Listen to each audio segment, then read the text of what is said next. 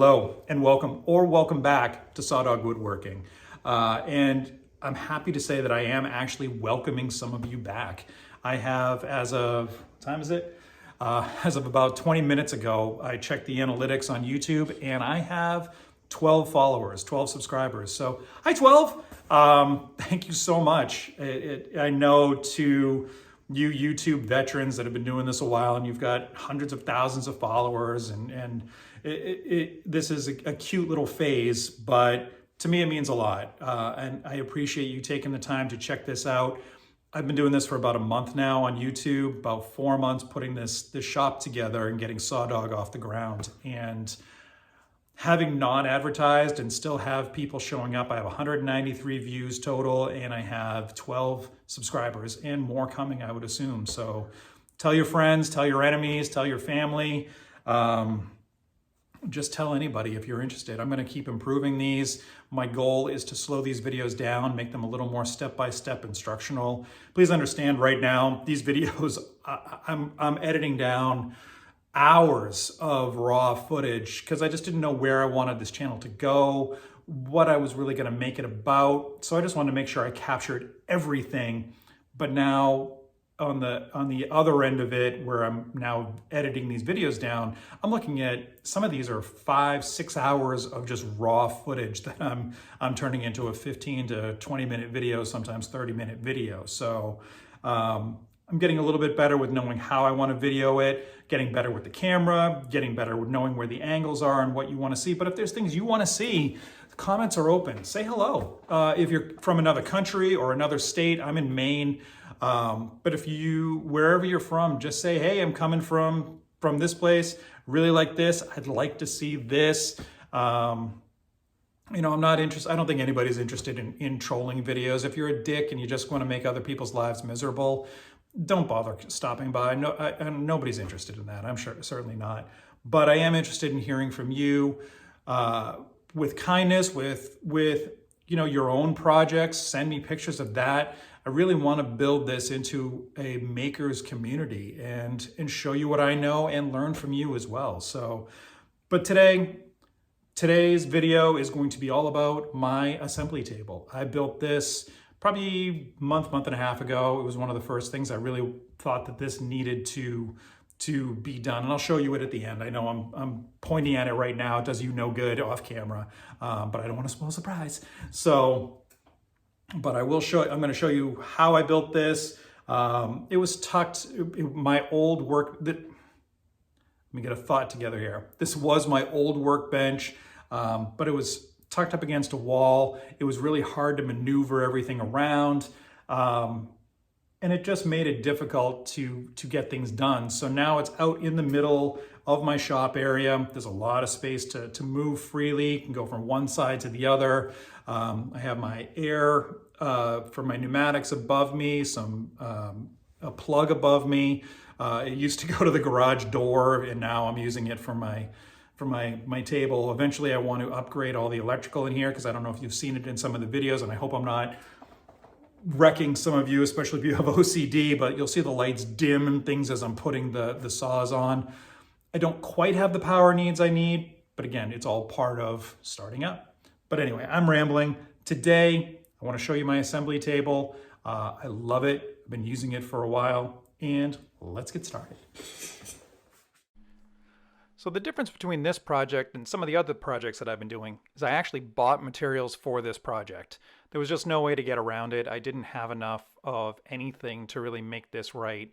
And I don't want to have to rebuild this assembly table when I'm done. There'll be a few things that I'm going to do. Some of the drawer fronts aren't done yet, and I really cheaped out on the drawer slides, and we'll talk about that later in the video. So to start, I used 4x4 spruce and 2x4s. And I wanted to just make some notches in the spruce and the 4x4s to accept those 2x4s. Kind of make it nice, makes it a little stronger as well. So I'm making a lot of little relief cuts. Then I take a hammer and chisel them all out. And I actually took my plane later on and made them nice and smooth to accept all of the 2x4s.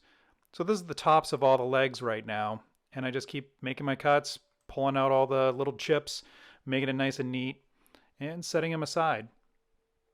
Then once I'm done with that, I'm going to turn it around and I will make slots in the bottom so that it'll accept the bottom cross pieces. Again, this is going to be accepting 2x4s. So you can see there's a little bit of an offset on this one. About 1.5 inches I came up. I'm also going to put some levelers in the bottom of this just because my floor is terrible. It's pitched towards floor drains that I don't even use. But there they are in case I ever need them. So just test fitting everything. Now that I've got that right, I'm going to make all those relief cuts, chisel everything out, and make it nice and neat. It's nice having fast forward. I wish I could do the projects this fast. It makes it look so simple. The amount of waste product I have is absolutely incredible. I'm going to have to start figuring out what I'm going to do with that as this business gets more busy. So anyway, there you can see I'm neatening it up with just a regular hand chisel. And then I also take a hand plane and really make sure it's nice and level. I want these to really look sharp when they're together. This is for my shop, but I think anything worth doing is worth doing well. So one after another, I just chisel them all out, get all the little excess. The saw blade will take most of it out, but it does leave little raised edges up, and I just want to get rid of those. So the little hand plane, which again was like most of my tools, was my grandfather's. So that thing's an antique, but still sharp as anything and working great. And it just keeps everything nice and level, gets rid of all the little bits. Then comes the almighty sanding. Never, ever, ever get away from sanding. I did all the parts. It's nice to fast forward through them. So I'm finding center just by making an X across the square. And what I'm doing this for is this is going to be for the foot levelers that I'm going to be putting on. I bought those, I believe, off Amazon. And they weren't much. I think 14 bucks for a package of 4. I'm doing 6 legs, so I did use some bolts for the middle legs, which I don't show you here. But it's just simple enough as drilling a hole big enough to accept the bolt, and then all the hardware screws to the bottom. I apologize for the blurriness. I'm still getting still practicing with the camera and trying to get the video right. So once I have all that done, now it's time to set it all up on the floor. It's going to actually live right here once it's done. And everything is going to get glued and screwed together. I love glue. I don't know how much is needed, but I think because it's going to be permanent, I glue the crap out of it. So anytime I need to take something apart that I built previously, not that I do often, but there have been things that I've made that I need to take apart because I'm no longer using them, and they do not come apart. So I guess in essence, it's good. But like I said, I want this to last a long time, and I don't want to have to try to redo anything. So I'm gluing the crap out of it and screwing the crap out of it and making sure that it's nice and solid. I've been using this now for, I don't know, I think I finished this about a month ago as well. A lot of these videos are about a month behind, but I've been loving having this assembly table. The hardest part about working alone is not having an extra set of hands. I want to make sure everything's square, but this is awfully long, so clamps obviously come in real handy. And I get a few screws in just to make sure that everything's going to hold tight while I check for square. I've got to go down each leg. I'm going to move that middle leg. The middle leg right now is just floating there. It's not actually screwed in, but I made my joints pretty tight, so everything hammered in. The screws are going to be just a little added bonus. The glue should hold everything together, but I like screws as well. As I said, I pretty much over-engineer everything just to make sure it never falls apart. So I'm going to get a little glue into that middle leg. I've got it measured out where it needs to go, and I'll put that back in place. It was dry fit before, as I said. Get some screws in it, and we'll move on to the top rail. And through the magic of editing, I've already glued all this. You get to skip all the tedious parts. Not that gluing is tedious. There can be something very satisfying about it. But I've noticed watching a lot of these YouTube videos and whatnot, man, it makes it seem like everything's so easy. You can just get it done in no time. I think one of the things that I need to work on as I get this business running is time management. It's not going to take that long. Oh, it'll be a couple of weeks. Nope, it takes a long time. So there's one of the floor levelers just getting screwed in. Working alone, I have found a lot of different challenges. I do like working alone. I don't mind it. I can just kind of keep all my thoughts in my head and move forward. But sometimes it'd be nice to have somebody to hold something. Hey, we can't see what you're doing. Can you, oh, there you go. Yeah, bring it forward.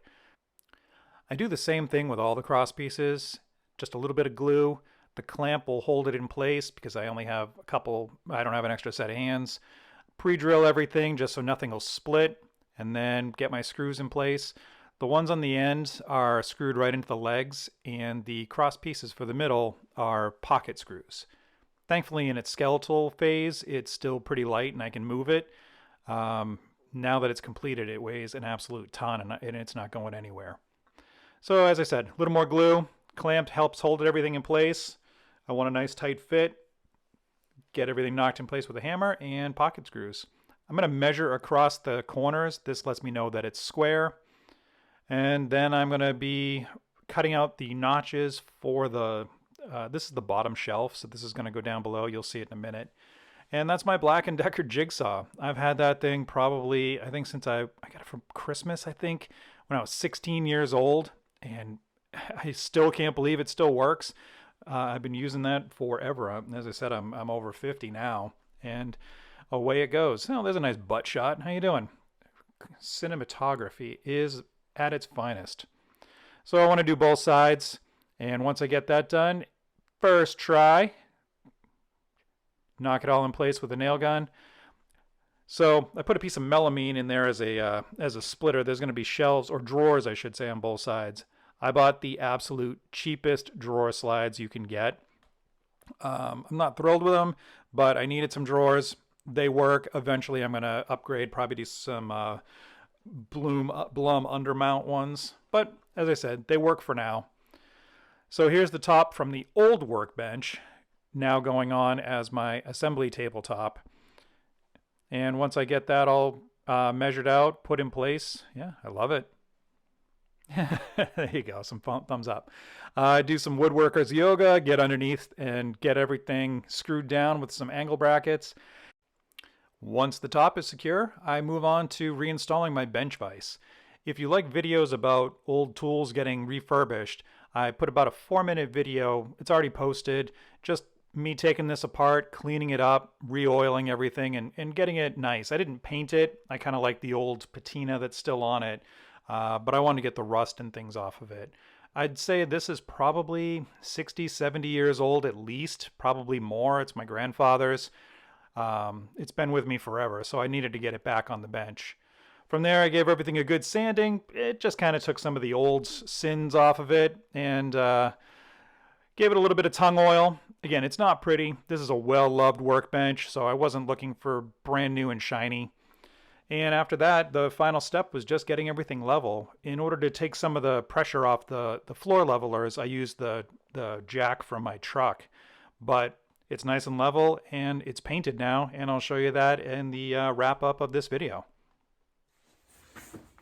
And here it is, the mostly completed Workbench. Hello, Emmett. every time I want to do a video. Hello, my friend. Hello.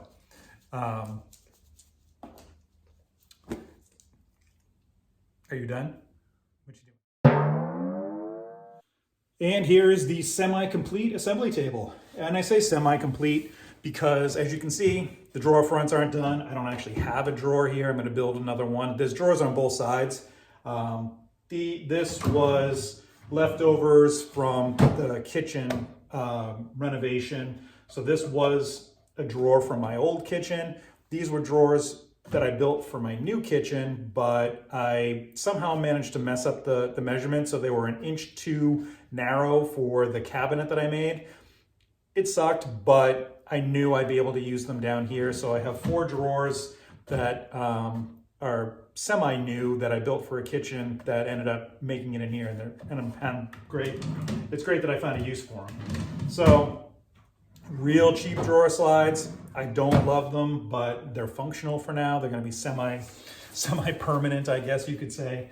And I don't have any drawer slides for this right now. Again, I didn't need it for storage, so I as I upgrade this, I will eventually move these into probably some undermount, nice full extension drawer slides.